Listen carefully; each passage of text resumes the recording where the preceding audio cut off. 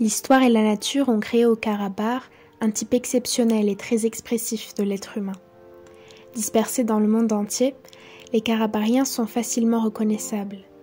Un goût prononcé pour un travail laborieux, hardiesse animée par l'esprit d'abnégation et de sacrifice, audace extrême, confiance en soi, fidélité aux vertus traditionnelles de la vie patriarcale. Telles sont les caractéristiques sympathiques des Karabakhiens, condensées dans le caractère arménien et sauvegardées dans sa forme pure et immaculée au pays de Karabakh. Sergei Gorodetsky.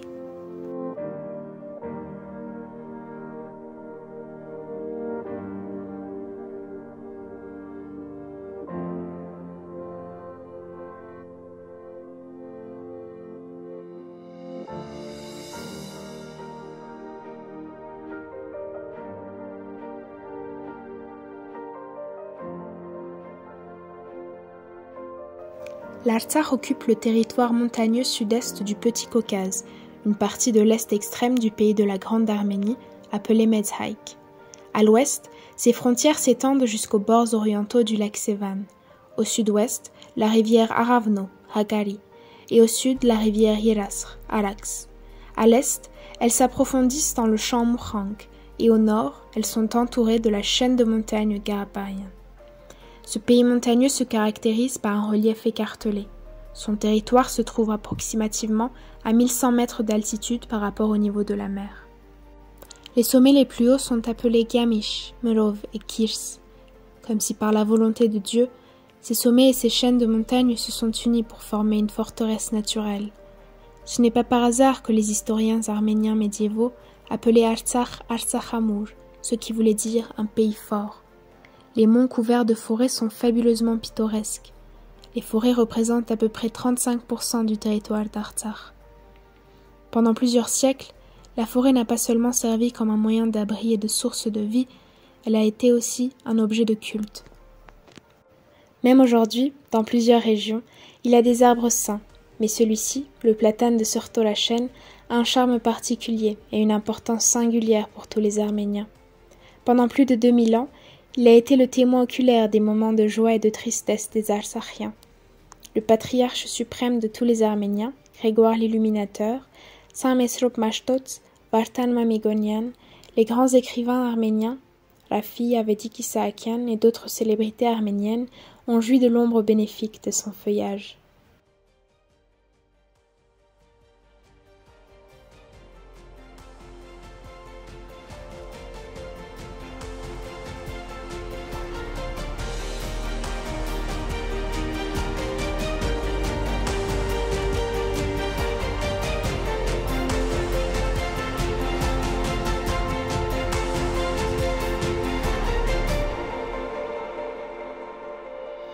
Les monts et les chaînes de montagnes d'Artsakh sont séparés par de profondes vallées, qui, avec leurs rivières aux ondes pétillantes sous les rayons du soleil, redonnent un charme singulier au plateau.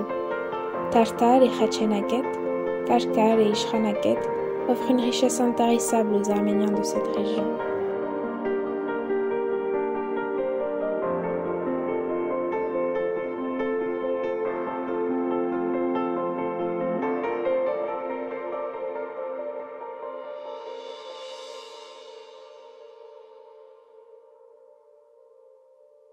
La région est particulièrement riche en gisements de différents types de pierres.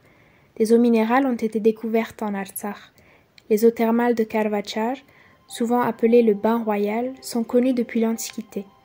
Dès le Haut Moyen-Âge, c'était le lieu de repos estival pour les rois arméniens des régions orientales et de leurs armées.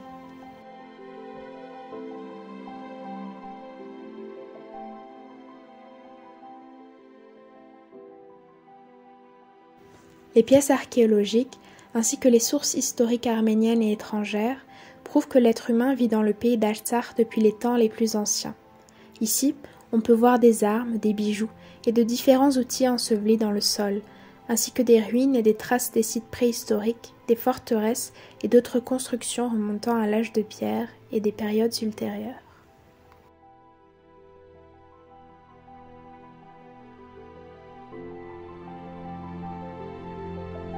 Les pièces fouillées du gisement paléolithique du village d'Azor, dans la région de Hadrut, sont particulièrement intéressantes, notamment les os de l'homme préhistorique néandertalien.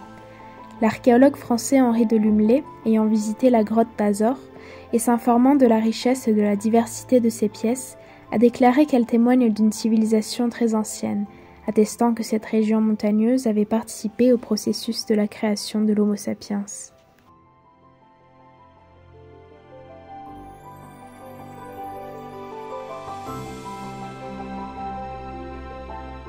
Aujourd'hui, les archéologues anglais et espagnols, avec leurs collègues arméniens, découvrent ici au cours des fouilles de nouvelles preuves de l'existence et de l'activité humaine dans les temps les plus anciens. D'intéressants témoignages ont également été trouvés dans les grottes de Tarlar et de Karindag.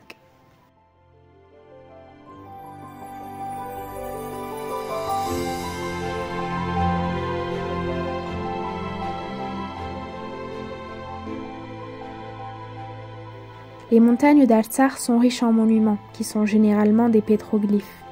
Ils embrassent une chronologie très large, du 7e jusqu'au 1er millénaire avant Jésus-Christ. C'est la région de Karvachar et l'alentour du village de Tarut, de la région de Hadrut, qui sont particulièrement riches en pétroglyphes. La présence de diverses mines de pierre a créé des conditions favorables pour le développement de l'art architectural.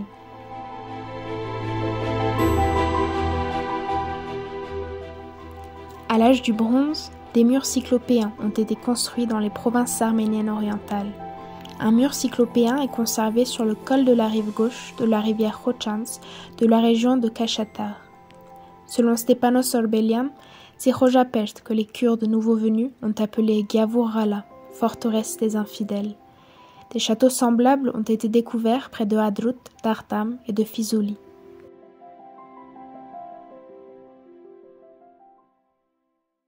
Au cours des expéditions d'exploration et des travaux agricoles sur le territoire de l'Artsakh, ont été découverts des armes, des ornements, des objets de luxe en obsidienne, en pierre, en os, en bronze, en fer, en argile et en d'autres matériaux, statuettes zoomorphes, anthropomorphes et en forme d'oiseaux, ainsi que ceintures, agrafes et poignards en bronze, aux ornements de culte gravés qui remontent à l'âge de bronze et de fer.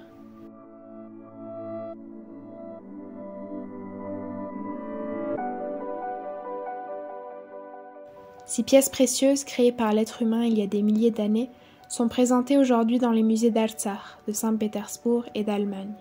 Malheureusement, la plupart des pièces ayant une valeur historico-culturelle ont été transférées à Bakou, où elles sont présentées comme une partie inséparable de la culture azerbaïdjanaise.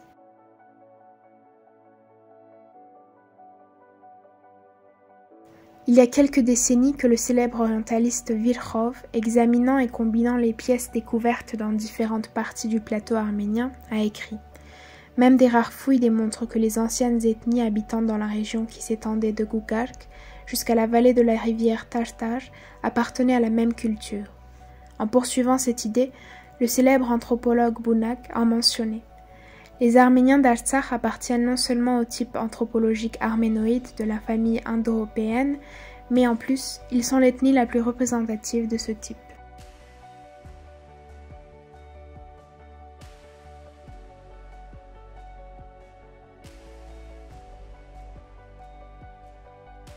Du 3e jusqu'au 1er millénaire avant Jésus-Christ, après le processus de la constitution des nations, sont apparues les premières formations étatiques, parmi lesquelles Urartu, le royaume de Van, ou Ararat, occupait une place particulière.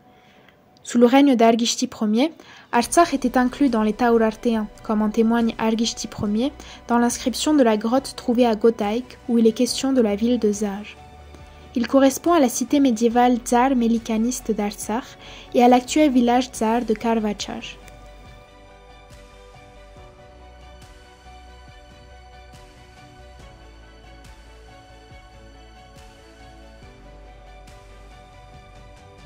Dans les inscriptions du roi Sarduri II, nous lisons les toponymes Urdekhini, dans un autre cas Atakhuni, qui rappellent phonétiquement le mot Artsakh.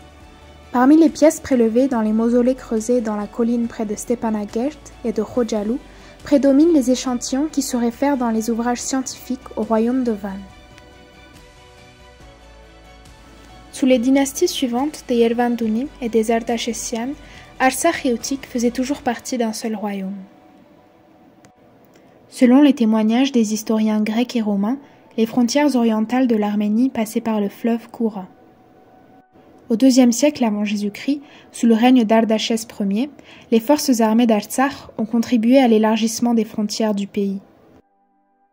L'historien grec Strabon nous enseigne qu'à cette époque, l'Artsakh exportait un grand nombre de chevaux de guerre.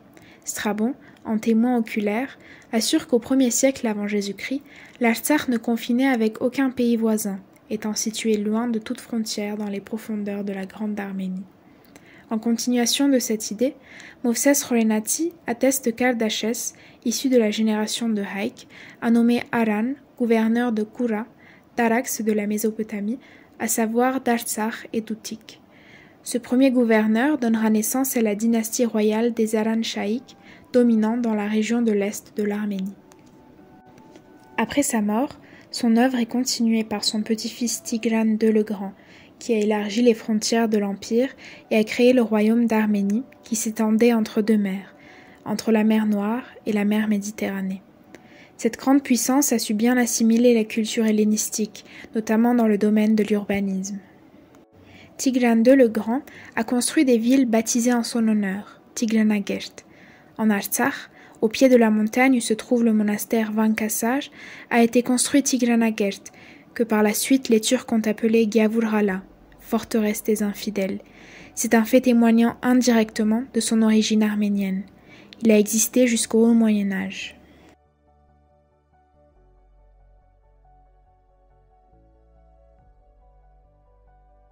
En 2006, des archéologues arméniens ont découvert des anciennes constructions de Tigranagert d'Artsakh. Celles-ci, sauvées de l'oubli grâce aux efforts de nos archéologues, ont ressuscité pour prouver encore une fois à tous nos contradicteurs aveugles et sourds que depuis l'époque de Noé, ce monde a vécu dans un souffle de l'esprit arménien. Sur la carte du monde gravée au mur en marbre, conservée à Rome depuis l'époque de Néron, l'Artsakh constitue une des régions de l'État arménien. Ce fait est enregistré dans les annales des chroniqueurs grecs et romains du 1er siècle avant Jésus-Christ jusqu'au 5e siècle après Jésus-Christ. Sous la pression des faits historiques indéniables, Abbas Ouliara Bakirhanov, personnalité publique originaire des Khan de Bakou de la première moitié du XIXe siècle, en admettant la véridicité des faits, a dû conclure que le territoire de la rive droite de la Koura, au confluent avec le fleuve Arax, faisait une partie intégrante de l'Arménie. En 387, suite à l'accord conclu entre la Perse et Byzance, l'État arménien a été partagé entre les deux puissances dictatoriales. Après la chute du royaume des Archagouni en 428, l'Artsakh et l'Outik ont été annexés à la région d'Arvan de Perse dans les années 450. Malgré le fait que l'Arménie était divisée, les forces patriotiques ne cessaient de lutter contre la politique de la persianisation, les Arméniens de la Perse de l'Est se joignant à la lutte libératrice nationale des troupes volontaires. On luttait ainsi pendant les batailles d'Avaraj et de Sadarabat, et ce combat continue aujourd'hui. À la tête du chef militaire Saint Vartan, les détachements unis d'Artsakh et d'Outik ont remporté une brillante victoire aux abords de la ville Kharkhar, résidence d'hiver des rois arméniens. Les batailles les plus ardentes ont eu lieu le 26 mai 451 sur les rives de la rivière Termout, dans le champ d'Avaraj. Des paysans et des soldats, des princes et des moines prêtres sont venus ici de différentes régions pour défendre la patrie, en recourant à la puissance de leurs armées.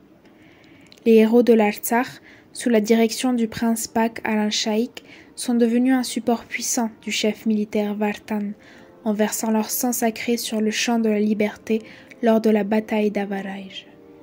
De nombreuses églises, chapelles et sanctuaires ont été construits pour perpétuer les noms des martyrs d'Avaraj.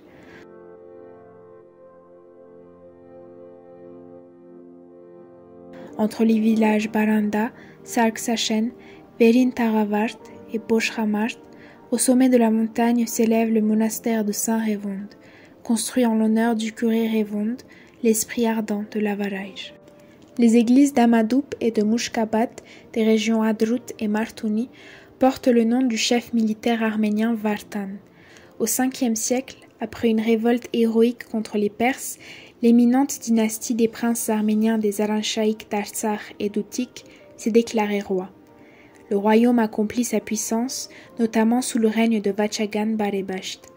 Afin de rendre inébranlables les frontières de l'État et de dynamiser la vie spirituelle du pays, le roi Vachagan, comme l'atteste Movses Karangatvati, a construit d'innombrables églises, faisant ainsi preuve de sa bonne volonté pour contribuer au développement de l'éducation et de l'instruction en Arménie. Au début du 7e siècle, la paix dans la terre arménienne a été perturbée par les invasions meurtrières des Arabes. Afin de résister à ces attaques, les forteresses Handabert, Kacharagabert, Katish, Shikakar ont été construites dans différentes provinces d'Artsakh. Des batailles particulièrement acharnées et violentes ont eu lieu à la ville de Dizak en 850. L'historien Tovma Arzrouni témoigne que dans le but d'étouffer le mouvement anti-arabe, le calife a envoyé en Arménie plus de 200 000 soldats avec le général turc Bourha Sharabi à sa tête.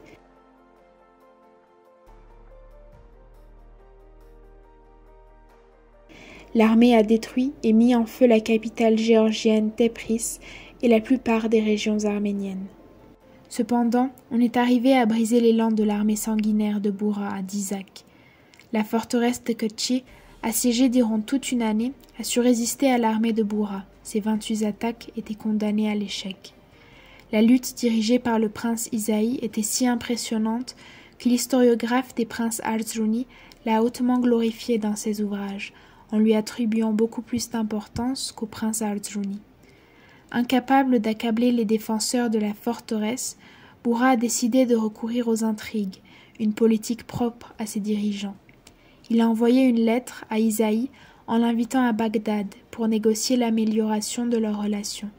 Le prince Isaïe, étant aussi intrépide et invincible que confiant et crédule, a accepté l'invitation du calife, sans le moindre doute sur les intrigues insidieuses tramées contre lui. Il a été décapité dans la prison de Bagdad.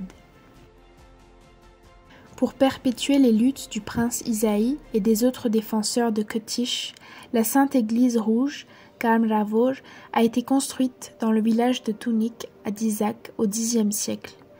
L'église a été détruite à l'époque soviétique et la seule preuve de son existence est la pierre frontale de l'église qui est aujourd'hui conservée au Musée national d'Artsakh.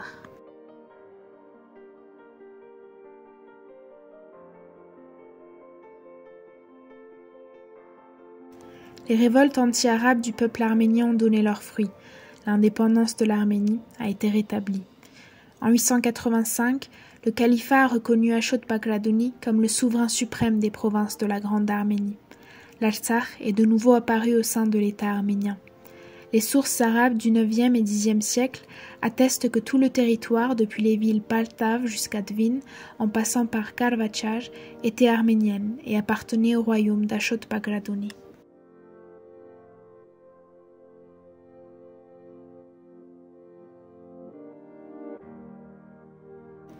Au IXe siècle, la principauté Khachen a été établie dans la partie nord-ouest de l'Artsakh.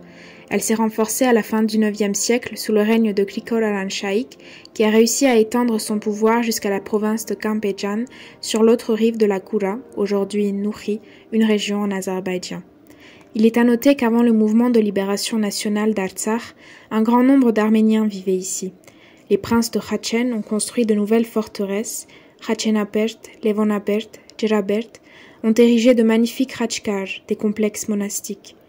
Les dynasties Vartangian de Atenk, Tesumian, Teleyan, Proshian, Khalbakian, ainsi que les représentants de Saak Sevada de Gartmank sont les descendants des princes de Khachen.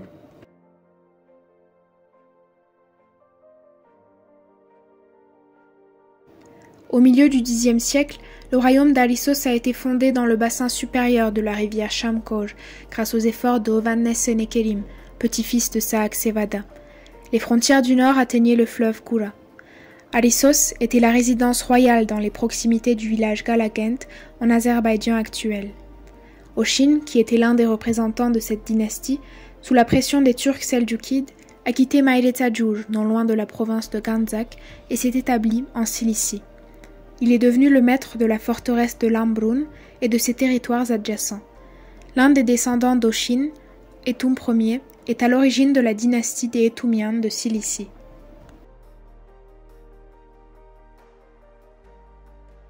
À l'autre bout de l'Artsakh, tout près de la rivière Arax, une autre principauté, celle de Dizak, s'est fondée au IXe siècle, où régnaient les descendants de l'illustre prince Isaïe, les rois Gagik et Vachagan. L'une des pierres tombales de la principauté d'Izak est conservée jusqu'à nos jours. Les autochtones l'appellent la tombe du roi. Un peu plus haut, on voit les débris d'une construction appelée le palais du roi.